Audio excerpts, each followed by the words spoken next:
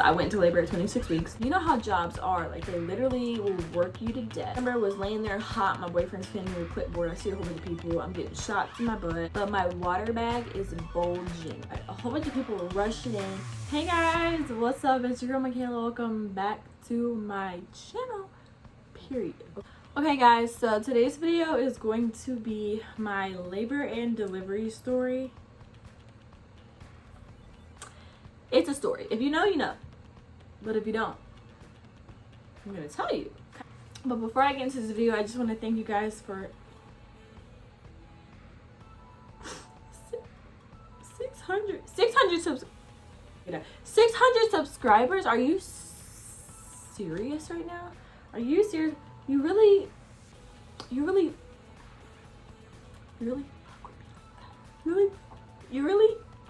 okay. So anyways guys, today's gonna be my labor and delivery story, and if you know, you know, and if you don't know, I'm about to tell you right now, it was no joke. Okay, it was no joke. I have my offspring here. She's so cute. She looks like this. We're twinning. Not really, we're coordinating just a little. I have live footage of everything. Okay, boom. So it all started when I was at work. Okay, I work at a daycare center. Well, I worked at a daycare center, past tense. So I worked at a daycare center, and okay, let's go into the previous week before I went into labor. So I was at work, had a little bit of pains, just ignored it, thinking like, okay, you're literally 25 weeks. Don't be dramatic. Yes, I went into labor at 26 weeks. So then I go home that night. I wake up in the middle of the night and I am in pain. I like raise up like The Exorcist, like in pain, crying, screaming. I told him get me a bag. Because I couldn't get up. He ran to the kitchen, got me a bag so I could throw up. I threw up. It shot across the room. Like, it was a hallelujah hot mess. It was a hot mess. And I'm thinking like, oh my God, no, this is too early. What's happening? I'm just in so much pain. So I called the on-call doctor and I'm like, hey, I explain what's happening. They're like, it's probably just Braxton Hicks. Like, drink water, go to sleep. And mind you, I don't think it's happening because I'm 25 weeks and I'm just like, there's no way. They're right, it's Braxton Hicks. So I drink a bunch of water. I try to sleep through it. They told me to time the contractions, and then like on the little app that I had, and then to call them back. So I timed them. They were literally 4 minutes apart. I was in active labor, literally, like I had to have been. So then we go in and we get there, nothing happens. The contractions stop. They're like, oh yeah, it's Braxton Hicks, like go home. I'm like, okay, cool, like whatever. Because I don't want to be in labor, you know, like it wasn't exciting, it was terrifying. So a week goes by or whatever. I go to work, clock in, you know, do my little boop boop beep bop, clock in, make the little money. And I'm there for a good like 2-3 hours. And I go on my lunch break, and I come home on my lunch break to lay down. And I have some pains. And I'm like, not again, there's no way. So I go back to work. And I'm changing diapers, you know, picking up kids, putting them back down, picking up kids, putting them back down. I was having back-to-back contractions, and I'm like, all right, something's got to give, because what is this? But you know how jobs are, like they literally will work you to death. They don't care about what's going on. They think you're dramatic. They think you just want to go home. You know. So I'm nervous to tell my bosses like, okay, I'm having contractions, like can I go home, can I go see what's going on? So I'm talking to my coworker, let's call her Miss B. I'm talking to my coworker Miss B, and Miss B is like a motherly grandmotherly figure, right?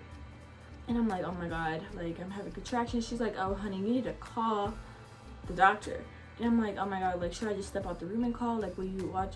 She's like, no, you need to call right now. So I called, and they said, okay, like could you try to come in now? Like the sooner the better. I'm like, okay, I'll try. So then after I hung up the phone, I told her what they said. Like they said, yo, you should come in. They didn't say yo. I said yo. They said you should come in now. And I'm like, oh my God, like I'm scared to tell them. So one of my bosses come in and she's talking to us about something completely different. And before she walks out, like, I didn't have the courage to say, like, can I go home? So Miss B spoke for me and said, Michaela needs to go to the doctor. She's having contractions. Yeah. So I tell my boss all my symptoms, and she's like, oh, no, honey. I think you're in labor. I think you're in early labor. You need to go. So she's like, you're not driving. Leave your car here. Like, we're not doing this. So my boyfriend flies to come pick me up. When I tell y'all, he got there in 36 seconds. He picks me up, and on the way there, I'm in pain, like, you know, on and off contractions. But at the same time, it's not, like, bad. It's not that bad. I don't really know how to explain. It's not what I thought I would be when I was in labor. So we're in the car laughing, making jokes, like, we don't think it's serious at all because I'm 26 weeks now. The pain's not that bad, but the problem was it was back to back to back. So that was the problem. You okay, baby? So that was what the problem was. So he picks me up, we fly to the hospital, we're laughing, listening to music on the phone with his family, telling them, like, yeah, we're going to get her checked out. We show up at the hospital, and this is going to be a really long video because it's a long story, but it's worth it. It's worth it. She's worth it. So it gets to the hospital. They put me on the contraction monitor. Not a single contraction is showing up. And I'm like, I feel it feels like my uterus is contracting. Like, what else could it be? And the nurse isn't taking me seriously, all that. So she leaves, and we feel some type of way because she's not taking me seriously, and the pain kind of went away. So we're just like, let's just go, like, whatever. Put on our clothes, we're about to go home, and then the physician comes in, and when the doctor comes in, she's like, oh no, let me just check you just to be sure. I'm like, okay. So she leaves, I take my clothes back off, then they come back in, and she checks me, and she looks at the nurse, and she's like, she's about a 1.5. And the nurse is like, okay. And I don't know what they're talking about. Mind you, I never had a baby. I never been checked for dilation. I'm this early, so, like, why would they be checking me? I had no idea she meant 1.5 centimeters. So then she leaves, has another physician comes in, and to double check because I'm that early, and they're like, she's like, yeah, it's about a 4 to 5. And then I said, like, dilated? She said, yeah. People are rushing in. Oh my God, a whole bunch of people were rushing in, giving me medicine, hooking me up to an IV, giving me magnesium, because magnesium stops you from going in, like, if I am saying this correctly, it stops you from going into labor. Like, it stops your laboring process. But at the same time, it makes you so hot. It makes you so, like, out of it. Like, I was lit, okay? I was out of it. Then they're giving me steroid shots in my butt. My boyfriend is fanning me with a clipboard. The steroid shots in my butt were to develop her lungs, so that if she were to come that night, like, she would be decent. You know, mind you, I'm 26 weeks, so we don't want that. So all I remember was laying there hot. My boyfriend's fanning me with a clipboard. I see a whole bunch of people. I'm getting shots in my butt. The physician, like, people are telling me what, it was a hot mess, okay? It was a hot mess. So mind you, I'm in triage because we didn't know I was going into labor. So they raised the bed up, unlocked the brakes, and wheel me to labor and delivery really fast. And, like, they're getting prepared for everything. They wheel in the thing that the baby goes in, like, when the baby comes out, you know, the little not the incubator, yeah. I think that's what it is. You know, the warm bed that the baby goes in when they, you know what I'm talking about. Did you tell mom? Yeah, I did. I told her mom and my mom. Good. Wonderful. Very careful. Oh.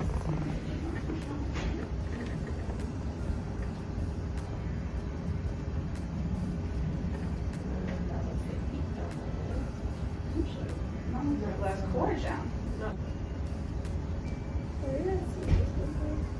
Oh yeah. Yeah. Oh yeah. I'm just freaking out. He's on the phone with my family. My mom's trying to keep it together. I know, like, everyone was just scared and nervous. We didn't know what to do. So I'm crying. I'm scared for my baby. I'm scared for her life. Like, it's just too soon. It's not time. What's good, YouTube? So So the magnesium starts to kick in and it starts to work, and the contractions stop. Everything is stable. But when they checked me again, I'm at a 5 centimeters dilated. But my water bag is bulging, okay? So I had a bulging water bag, meaning it's about to burst at any second, any movement. It's over, like, it's over, okay? Therefore, they needed to transfer me to the hospital that had the best newborn ICU, the Nicu. And I wasn't at that hospital, so they had to transfer me, right? So therefore, I had to get in the ambulance, right? But in order to get in the ambulance, it had to be a smooth ride because they were scared of my water breaking in the ambulance. So I stayed the night at that hospital, the first hospital, right? Just so I could get stable, just so, you know, nothing happened overnight. Let me tell you, worst night of my life, scariest night of my life, all that. Scariest morning of my life. So I woke up that morning. My boyfriend stayed the whole night with me, of course. And the ambulance is there. And the EMTs, you know, transfer me from the hospital bed to the gurney. I'm right here. I'm alright. Oh, sorry. You. Now I see it. Okay. You know, they're pushing me slow, get me in the ambulance slow. When I say this ambulance ride was not fast at all. They're driving 2 miles, like they're trying to get me there without breaking my water, because they said that her umbilical cord was underneath her feet. So if my water broke, she's this small at 26 weeks and the umbilical cord is under her feet. If she were to come out, she would have kicked it out on her way down. And it would have been bad. They said she wouldn't have made it, basically.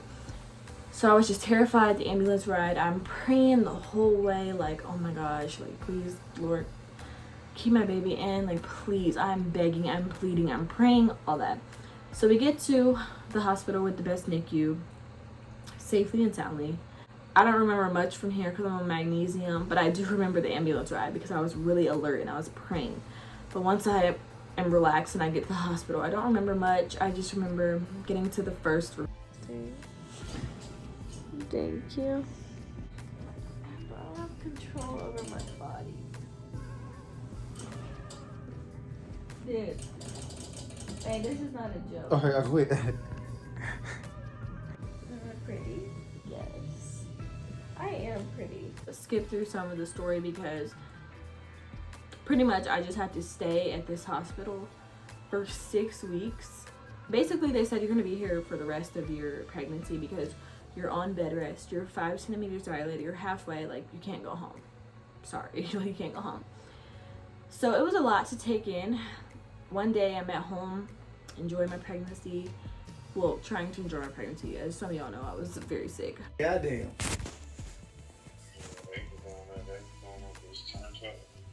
That shit cool. And then, 1 second. I'm in the hospital. I don't go to work no more. I can't see my family. COVID. Mind you, COVID, you could only have 2 rotating visitors. So it was just my mom and my boyfriend back to back. I couldn't see my friends. I didn't have a baby shower. I didn't have a maternity shoot. Like, it was over for me. It was over. Which sucks. It was really sad, but I don't care. I'd do it all again to get this, period. I had to sleep in this type of position. I forgot what it was called, but it was when, like, my head was down, but my legs were up so that my water bag could, like, go back up in there. It was so scary. And then they were telling me, like, if you see any blood or any leakage or anything, like, tell us right away, like. And then I didn't want to keep bothering them because, you know, when you're pregnant, like, you discharge, you know, like, you have more of it. So I'm like, is my water breaking? Is this it? Like, I don't know. And it's just so stressful. So I'm stable. My boyfriend's taking care of me, feeding me, being there. Heartbeat over there. You can't really see it. What's on the menu today? What is it? Let's see. Well, that's hard. I'm touching my baby. And then I finally get transferred to where I'm gonna stay for the 6 weeks. So we're not gonna get into that, okay? I'm just gonna fast forward to when I finally gave birth. I stayed there for 6 weeks. They said if you're stable at 32 weeks, you can go home, okay? So I'm like, oh, Jesus, I'm praying, I'm manifesting, I'm doing all that. And if you guys want a video on how I manifested her safety, sorry, the brightness, let me know, because I definitely did that, period. Like, I did that, but he did that. If you know, you know. Okay, so I got to 32 weeks and they checked me. I'm still at a 5. I'm stable. They said you can go home, but you still have to stay on bed rest. And I'm like, okay, cool. Like, thank you. Like, I'm so excited. I never packed my stuff so quick. Like, Ask your doctor what you need to do when you go home. Make sure you have questions if you don't understand what to do. Pick up your meds at the drugs. so if you want me to make like an in-depth story on my hospital stay, I'll do that, because a lot happened there. A lot went down. I just don't want this video to be too long. So anyways, I make it to 32 weeks. I get to go home. Everything is great. I'm home. I get to prepare for her. Like, it's great. Everything's good. I go back for my 33rd week appointment a week later. And, you know, I had an ultrasound. Everything looked good. She was measuring small, but, like, obviously I'm 33 weeks. Lord, thank you. And then I go to my second appointment, and she's like, do you want me to check you? Because, you know, I don't want to, if they keep checking you, you can start to dilate down there. Sorry, baby. Down there, you know? And I'm like, yeah, you should check me, because I just have, like, a feeling. She's like, okay. So she checks me. I'm 8 centimeters dilated. I'm in active labor. There's no stopping it. I'm only 33 weeks. They knew my situation, obviously. You know, I was at the hospital that I stayed at. So they knew, like, perfect. They knew about the cord underneath her feet and everything. And I had just had an ultrasound before this appointment, and the cord was under her feet. So boom, I'm 8 centimeters dilated. The cord's under her feet. She's gonna try to come out 2 centimeters from now, and like, no. So I call my boyfriend, because he's still there, but he couldn't come into the appointment with me because of COVID. So I call him. I'm like, yeah, it's time. Like, when you get here, come on up. Like, we're freaking out. I was so calm, but I was so calm because I knew God had us. Like, I just knew. But at the same time, I'm still worried about my baby's safety. So they wheel me up in the wheelchair and get me in there. Like, literally, I'm in my clothes that I came to my appointment in. They're like, all right, put this gown on. There's no time to be shy. And like, okay, let me get dressed. No. 22 people see me naked. Like, literally, there was no time. So they stripped me. Just focus on nice, slow, deep breaths, okay? That's the when's the last time she ate? Put the gown on. People are running in. The anesthesiologist is running in. And mind you, I have scoliosis. So if you know what that is, it means your spine is like crooked. So they were nervous. That my whole pregnancy we were talking about, like, are you gonna epidural? Are you not? We need to schedule a consultation to make sure you can get an epidural because of your back. No, there was no time for a consultation, no time for nothing. The anesthesiologist came in, looked at my back, said, yep, you're getting an epidural, let's go. They did another ultrasound to make sure. I couldn't give birth vaginally. Because the reason why I couldn't give birth vaginally is because the cord was underneath her feet. If the cord wasn't right there, I would have been able to push her out right then and there. But no, so they prepped me for an emergency C-section, wheeled me to the OR fast as can be. Like, people are pushing, like, it was crazy. So I get to the delivery room, like the OR, and the nurse is like holding me because I'm about to get my epidural. And literally my face is in her boobs and I'm crying. And I remember her name was Mary. And Mary, if you're watching this, I love you. Like, if it wasn't for you, Mary, because my boyfriend couldn't be in there at the time because he had to go get dressed and scrubbed in, and we had to get prepped. So she's holding me, I'm crying, she's asking me like, do you have any pets at home? Like, you know how they do, trying to distract me, and I'm like, no, like, I just want baby to be okay. Like, girl. So the anesthesiologist does the epidural. Mind you, the epidural did not hurt. Like, it did not hurt. And right before he does the epidural, I start having serious contractions. Contractions I've never felt. The whole pregnancy, the whole labor experience, the whole time I was in the hospital, no. I didn't really feel a lot of pain until the second in the OR. And then only one of my legs gets numb. And I'm like, oh my God, no. Like, they lay me back flat and they're like pinching my stomach or doing something. They're like, can you feel this? I'm like, yes, I can feel it. Like, please don't. Like, yes, I can feel it. And the anesthesiologist was like, no, you don't feel it. Who doesn't feel it? I feel it. What? I finally go numb. And next thing you know, I'm just laying there. My boyfriend walks in. And when he walks in, I just feel a sense of relief and peace. And my best friend is right next to me. And I just feel so happy. And I'm out of it. Because I got an epidural. And then they gave me some other drugs. Like something else. I'm out of it. And then the baby's out. I don't know what's going on. They're like, your baby's out. And I'm literally hungry. I'm talking about I want pizza. I don't know what's going on. So, how you doing? Start. She's so cute. And then she's out and I'm just so happy. I can't believe she's there. Like, so that's pretty much the story. And if you haven't seen my labor vlog, make sure you watch it. I'll link it down below. It's crazy. Mommy fix you bow. Mommy fix you bow, pretty. Okay, mommy fix it. So this is my baby girl. This is my baby girl. Born at 33 weeks and 2 days. This is my pretty girl.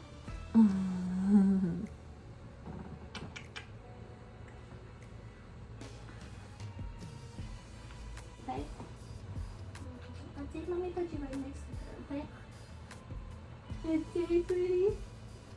So that was my labor and delivery story. I know it's crazy, I know it was long, but if you made it to the end of the video, make sure you comment down below and give the video a thumbs up. Don't forget to subscribe, guys. On the road to 700 subscribers. Thank you so much for 600, and I gotta go be a mom now. I'll talk to you guys later. Bye.